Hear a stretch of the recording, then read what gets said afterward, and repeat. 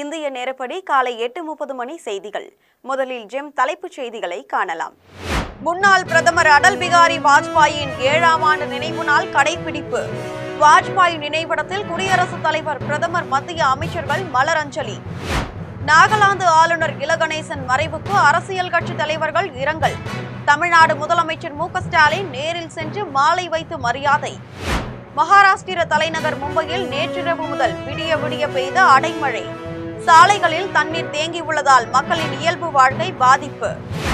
அலாஸ்காவில் டிரம்புடனான பேச்சுக்கு பின் உக்ரைனின் பாதுகாப்பு உறுதி செய்யப்பட்டு உள்ளதாக விளாடிமிர் புதின் அறிவிப்பு. 2022ஆம் ஆண்டில் டிரம்ப் அதிபராக இருந்திருந்தால் உக்ரைன் சிக்கல் வந்திருக்காது என்றும் கூறி நெகிழ்ச்சி. இனி விரிவான செய்திகளை காணலாம். முன்னாள் பிரதமர் அடல் பிகாரி வாஜ்பாயின் நினைவு நாளை ஒட்டி அவர் நினைவிடத்தில் குடியரசுத் தலைவர் திரௌபதி முர்மு, பிரதமர் நரேந்திர மோடி ஆகியோர் மலர்களை தூவி அஞ்சலி செலுத்தியுள்ளனர். பாரதிய ஜனதாவை நிறுவிய தலைவர்களில் ஒருவரான அடல் பிகாரி வாஜ்பாய் 1996ஆம் ஆண்டு 13 நாட்களும், அதன்பின் 1998 முதல் 2004ஆம் ஆண்டு வரையும் இந்திய பிரதமராக இருந்தவர். அவர் காலத்தில்தான் நாட்டின் தெற்கு, வடக்கு, கிழக்கு, மேற்கு பகுதிகளை குறுக்காகவும் சுற்றிலும் இணைக்கும் வகையில் தங்க நாற்கர சாலை என்னும் நால்வழி சாலை அமைக்கப்பட்டது. 2018ஆம் ஆண்டு ஆகஸ்ட் 16ஆம் நாள் அவர் மறைந்தார். அதன் 7ஆம் ஆண்டு நினைவு நாளை ஒட்டி இன்று தில்லியில் அவர் நினைவிடத்தில் குடியரசுத் தலைவர் திரௌபதி முர்மு மலர்களை தூவி அஞ்சலி செலுத்தினார். பிரதமர் நரேந்திர மோடியும் வாஜ்பாய் நினைவிடத்தில் மலர்களை தூவி அஞ்சலி செலுத்தினார். மக்களவை தலைவர் ஓம் பிர்லா, மத்திய அமைச்சர்கள் ராஜ்நாத் சிங், ஜே.பி. நட்டா, மாநிலங்களவை துணைத் தலைவர் ஹரிவன்ஸ், தில்லி முதலமைச்சர் ரேகா குப்தா ஆகியோரும் வாஜ்பாய் நினைவிடத்தில் மலரஞ்சலி செலுத்தினர். வாஜ்பாய் நினைவிடத்தில் பல்சமய பஜனை நடைபெற்றது. இதை பிரதமர், குடியரசுத் தலைவர், பிரதமர் சமய தலைவர்கள் உள்ளிட்டோர் அமர்ந்து கேட்டனர். நாகாலாந்து ஆளுநர் இலகணேசன் மறைவுக்கு தமிழ்நாடு முதலமைச்சர் மு.க.ஸ்டாலின் இரங்கல் தெரிவித்து உள்ளதுடன் நேரில் சென்றும் அஞ்சலி செலுத்தியுள்ளார். இதேபோல அரசியல் கட்சி தலைவர்கள் பலரும் இரங்கல் தெரிவித்து உள்ளனர். நாகாலாந்து ஆளுநர் இலகணேசன் சென்னையில் நேற்று காலமானார். அவர் உடல் சென்னை தியாகராய நகரில் உள்ள அவர் வீட்டில் பொதுமக்கள் அஞ்சலிக்காக வைக்கப்பட்டு உள்ளது. இந்நிலையில் முதலமைச்சர் மு.க.ஸ்டாலின் நேரில் சென்று இலகணேசன் உடலுக்கு மாலை வைத்து மரியாதை செலுத்தினார். முதலமைச்சர் வெளியிட்டுள்ள இரங்கல் செய்தியில், இலகணேசன் பாஜக மாநில தலைவர், பாஜக தேசிய துணைத் தலைவர், மாநிலங்களவை உறுப்பினர், மணிப்பூர் மற்றும் நாகாலாந்து மாநிலங்களின் ஆளுநர் என பல்வேறு பொறுப்புகளை திறம்பட வகித்த நீண்ட பொதுவாழ்வுக்கு சொந்தக்காரர் என குறிப்பிட்டுள்ளார். அரசியல் வாழ்க்கைக்காக திருமணம் கூட செய்து கொள்ளாமல் பொது வாழ்வுக்கு தம்மை அர்ப்பணித்தவர் என்றும் குறிப்பிட்டுள்ளார். மாற்று கொள்கைகள் கொண்ட இயக்கங்களில் உள்ள தலைவர்களிடத்திலும் மரியாதை பாராட்டி மாண்புடன் நடந்து கொண்டு அரசியல் நாகரிகத்தை பேணி காத்தவர் என்றும் தெரிவித்துள்ளார். நாம் தமிழர் கட்சி தலைமை ஒருங்கிணைப்பாளர் சீமான் விடுத்துள்ள இரங்கல் செய்தியில், அரசியல் முரண்களை கடந்து அனைவரிடமும் நட்பாக பழகும் பெருந்தன்மையும் பேரன்பும் கொண்ட இலகணேசன் திருமணம் செய்து கொள்ளாமல் ஏற்ற கொள்கைக்காக தன் வாழ்வை முழுதும் அர்ப்பணித்து இறுதி வரை உறுதியாக வாழ்ந்து மறைந்த பெருந்தகை என குறிப்பிட்டுள்ளார். மகாராஷ்டிர தலைநகர் மும்பையில் பெய்த கனமழையால் சாலைகளில் தண்ணீர் தேங்கியுள்ளதால் மக்களின் இயல்பு வாழ்க்கை பாதிக்கப்பட்டு உள்ளது. இந்தியாவில் மேற்கு தொடர்ச்சி மலையின் மேற்கு சரிவில் உள்ள பகுதிகள் அனைத்தும் தென்மேற்கு பருவக்காற்று காலத்தில் அதிக மழை பொழிவை பெறும். இந்த ஆண்டில் மே இறுதி வாரத்திலேயே தென்மேற்கு பருவமழை தொடங்கியது. அடுத்தடுத்த நாட்களில் கர்நாடகம், கோவா, மகாராஷ்டிரம், குஜராத் மாநிலங்களை அடைந்தது. முதற்கட்டத்தில் இயல்பான மழை பொழிவு இருந்தது. இந்நிலையில் நேற்றிரவு முதல் மும்பையில் விடாமல் அடைமழை பெய்து வருகிறது. இதனால் நகரின் தாழ்வான பகுதிகளிலும் சாலைகளிலும் வெள்ளம் பெருக்கெடுத்து பாய்கிறது. தாழ்வான பகுதிகளில் தண்ணீர் தேங்கியுள்ளதால் வாகன போக்குவரத்து முடங்கியுள்ளது. ரயில்வே கடவுகளின் கீழ் உள்ள சுரங்க பாதைகளில் தண்ணீர் தேங்கியுள்ளதால் அவ்வழியே வாகன போக்குவரத்து தடைப்பட்டு உள்ளது. மும்பை குர்லாவிலும் செம்பூரிலும் பெரும்பாலான பகுதிகளில் குளம் போல் தண்ணீர் தேங்கியுள்ளது. அந்தேரியில் ரயில் பாதைக்கு கீழ் உள்ள சுரங்க பாதையில் தண்ணீர் தேங்கியுள்ளதால் அவ்வழியே வாகன போக்குவரத்து தடை செய்யப்பட்டு உள்ளது. மும்பை தாராவி அருகே உள்ள கிங்ஸ் சர்க்கிளில் சாலையில் குளம் போல் தேங்கிய நீரில் தத்தளித்து நீந்தியபடி வாகனங்கள் மெதுவாக சென்றன. மும்பை காந்தி சந்தை பகுதியில் கனமழையால் எங்கும் வெள்ளக்காடாக காட்சியளித்தது. தாராவி அருகே உள்ள சயான் ரயில் நிலையத்தில் தண்டவாளம் மூழ்கும் அளவுக்கு தண்ணீர் தேங்கியுள்ளது. இதனால் உள்ளூர் புறநகர் ரயில்கள் தாமதமாக இயக்கப்படுவதால் போக்குவரத்து பாதிக்கப்பட்டு உள்ளது. மேற்கு ரயில்வே, மத்திய ரயில்வே ஆகியவற்றின் இணைப்பாக விளங்கும் தாதூர் ரயில் நிலையத்தில் எப்போதும் மக்கள் கூட்டம் நிரம்பி வழியும். இன்று அடைமழையாலும் விடுமுறை என்பதாலும் மக்கள் நடமாட்டம் இன்றி வெறிச்சோடி காணப்பட்டது. மும்பையின் புறநகர் பகுதியான நவி மும்பையிலும் நேற்றிரவு முதல் விடாமல் அடைமழை பெய்து வருவதால் முழங்கால் அளவுக்கு தண்ணீர் தேங்கி உள்ளது. கனமழை பெய்து எங்கும் வெள்ளக்காடாக இருப்பதால் பொதுமக்கள் தேவையின்றி வீட்டை விட்டு வெளியே வர வேண்டாம் என்று மும்பை காவல்துறையினர் எச்சரித்து உள்ளனர். உக்ரைனின் பாதுகாப்பு உறுதி செய்யப்பட்டுள்ளதாகவும் 2022ஆம் ஆண்டில் ட்ரம்ப் அதிபராக இருந்திருந்தால் உக்ரைன் சிக்கல் வந்திருக்காது என்றும் ரஷ்ய அதிபர் விளாடிமிர் புதின் தெரிவித்துள்ளார். உக்ரைன் ரஷ்யா இடையே 2.5 ஆண்டுகளாக நீடித்து வரும் மோதலை முடிவுக்கு கொண்டு வரவும் அமைதி உடன்படிக்கை ஏற்படுத்தவும் அமெரிக்க அதிபர் டொனால்ட் ட்ரம்ப் பெருமுயற்சி எடுத்து வருகிறார். அதன் ஒரு பகுதியாக அமெரிக்காவின் அலாஸ்காவில் உள்ள ஆங்கிரேஜ் என்னும் இடத்தில் அதிபர் டொனால்ட் ட்ரம்பும் ரஷ்ய அதிபர் விளாடிமிர் புதினும் சந்தித்து பேச்சுவார்த்தை நடத்தினர். அதன்பின் செய்தியாளர்களிடம் பேசிய ரஷ்ய அதிபர் விளாடிமிர் புதின், ரஷ்யாவும் அமெரிக்காவும் பன்னாட்டு நாட்கோட்டால் தனித்தனியாக பிரிக்கப்பட்டு உள்ளனவே அன்றி புவியியல் அமைப்பால் மிக நெருங்கிய நாடுகள் என்றும் குறிப்பிட்டார்.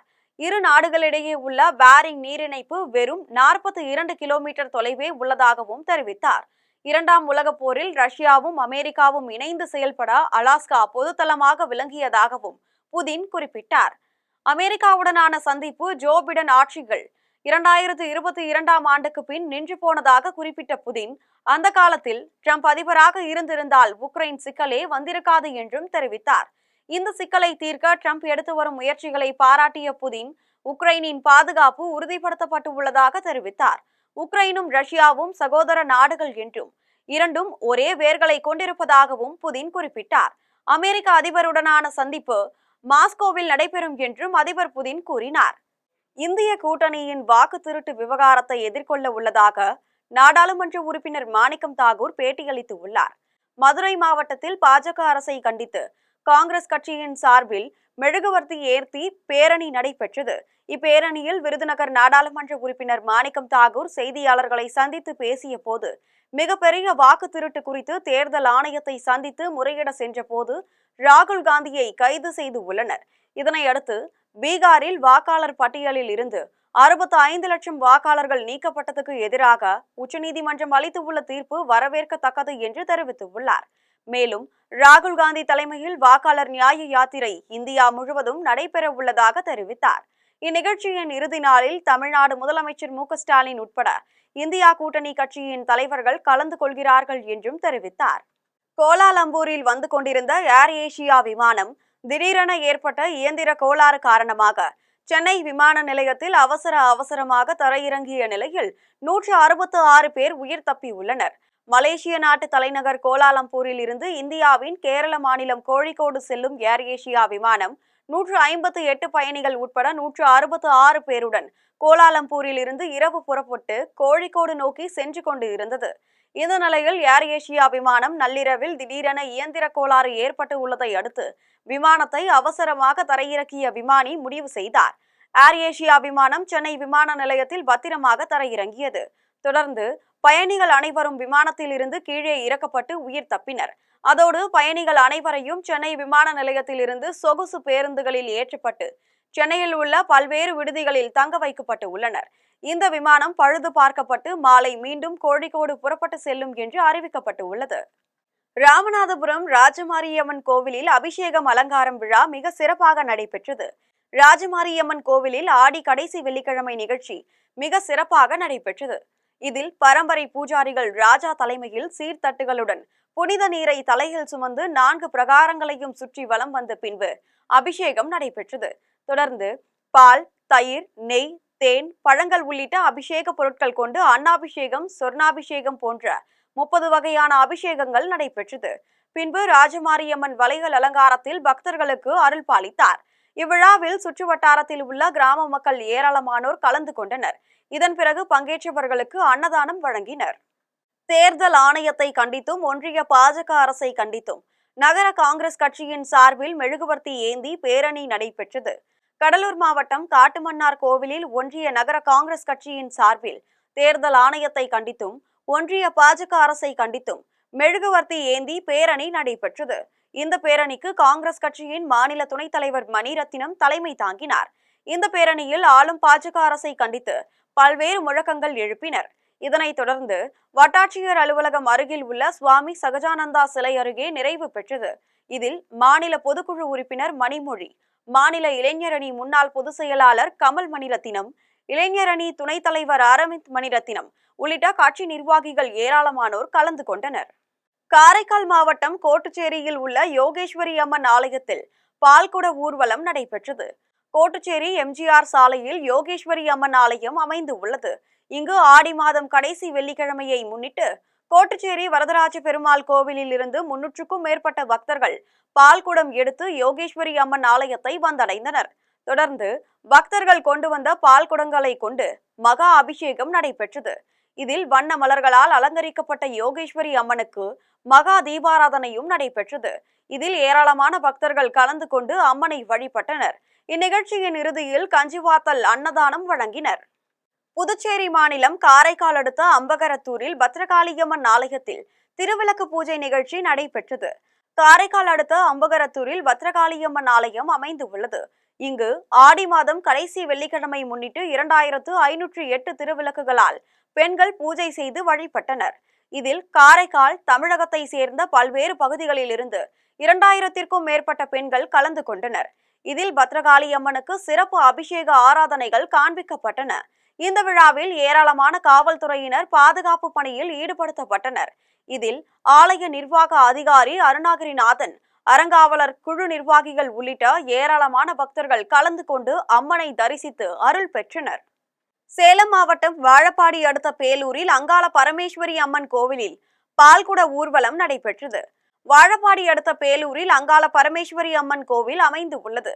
இங்கு ஆடி மாத கடைசி வெள்ளிக்கிழமையை முன்னிட்டு 50க்கும் மேற்பட்ட பெண்கள் பால்குடம் எடுத்தனர். அதனைத் தொடர்ந்து அம்மனுக்கு பால், பன்னீர், இளநீர் உள்ளிட்ட பல்வேறு வாசனை திரவிய பொருட்களால் சிறப்பு அபிஷேகம் செய்தனர். மேலும் பக்தர்கள் ஊர்வலமாக கொண்டு வந்த பாலை அம்மன் மீது ஊற்றி சிறப்பு வழிபாடு செய்தனர். தொடர்ந்து வண்ண மலர்களால் மூலவர் அம்மனை அலங்கரித்ததன் பின் மகா தீபாராதனை காண்பிக்கப்பட்டது. இதில் 100க்கும் மேற்பட்ட பக்தர்கள் சாமி தரிசனம் செய்தனர். இதனையடுத்து மீனவர் சமுதாய பருவராஜ குலத்தினர் சார்பில் வரும் பக்தர்களுக்கு அன்னதானம் வழங்கினர். சேலம் மாவட்டம் ஆத்தூர் அருகே கல்பகனூர் ஊராட்சியில் கிராம சபை கூட்டம் நடைபெற்றது. ஆத்தூர் அருகே கல்பகனூர் ஊராட்சியில் நடைபெற்ற கிராம சபை கூட்டத்தில் சிறப்பு அழைப்பாளராக மாவட்ட கூடுதல் நீதிமன்ற நீதிபதி ரவிச்சந்திரன், சார்பு நீதிமன்ற நீதிபதி கணேசன் ஆகியோர் பங்கேற்றனர்.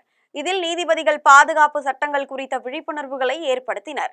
இதில் பொதுமக்கள் குற்றச்சாட்டுகளின் மனுக்களை பெற்றுக்கொண்ட நீதிபதிகள் மனுக்கள் மீது உரிய நடவடிக்கை எடுக்க அதிகாரிகளிடம் தெரிவித்தனர்.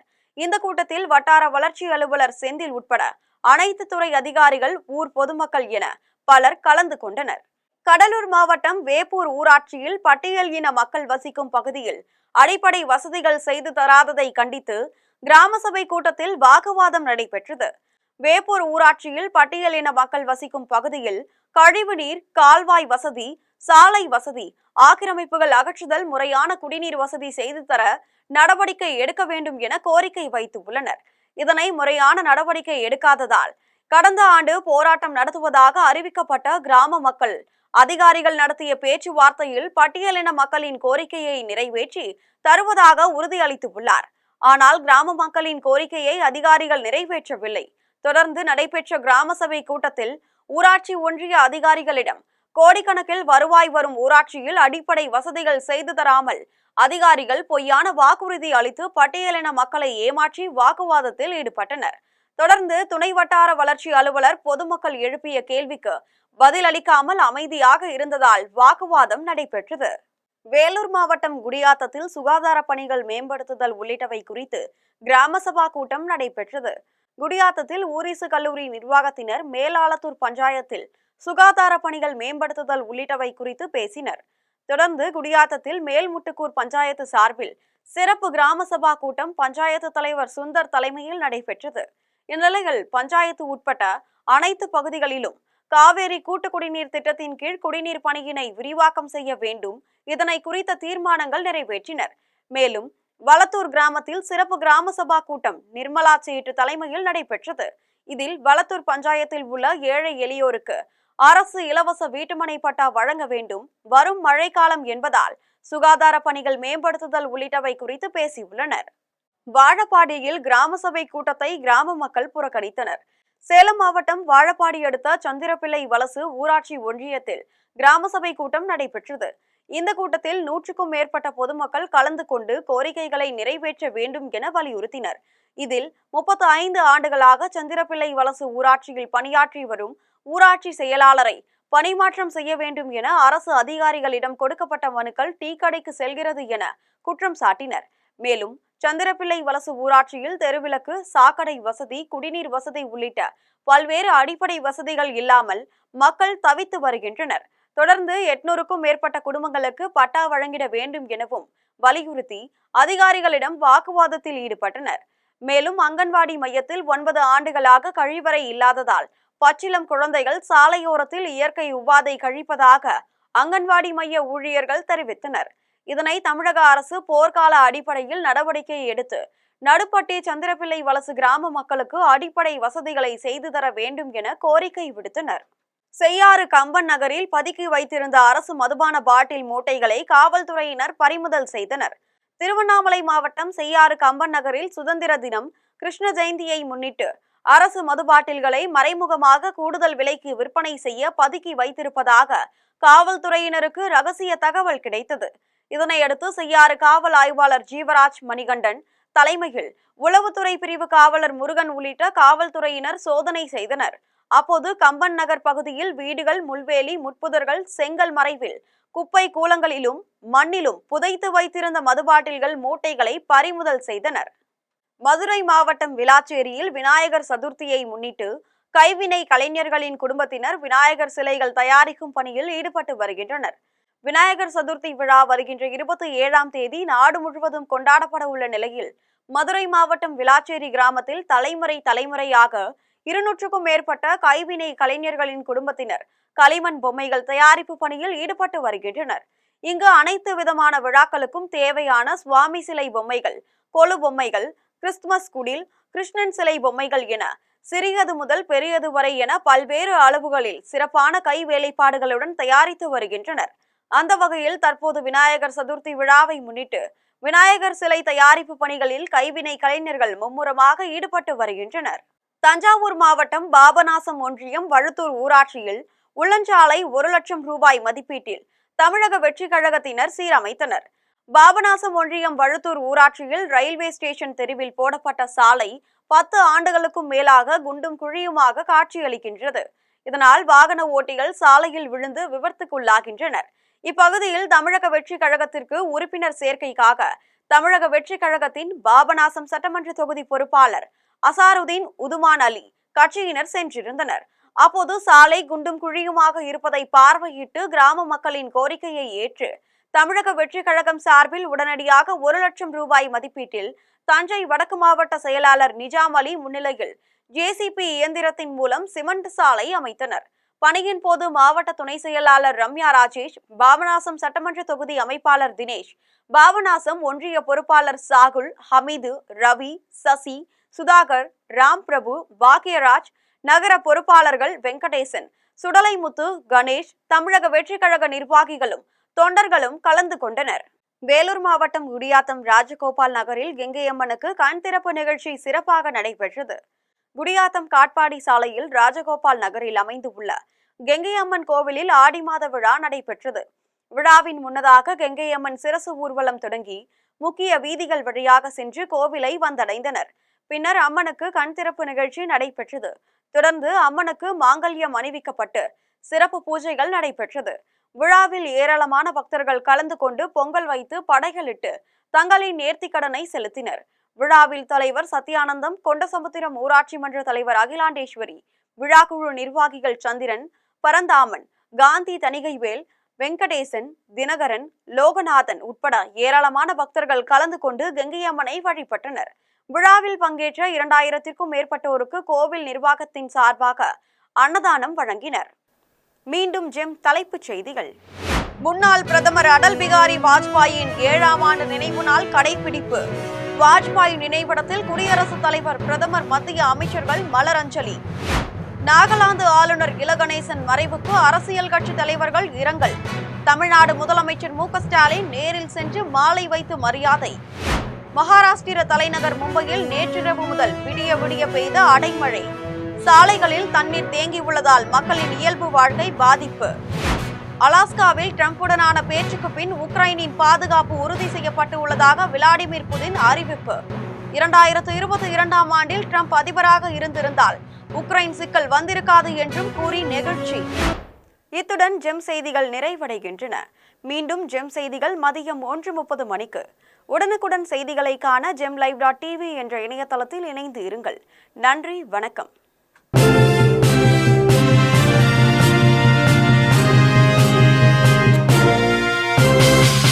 உடனுக்குடன் அப்டேட் தெரிந்து கொள்ள ஜெம் டிவி தமிழ் ஆப்பை இன்ஸ்டால் செய்யவும்.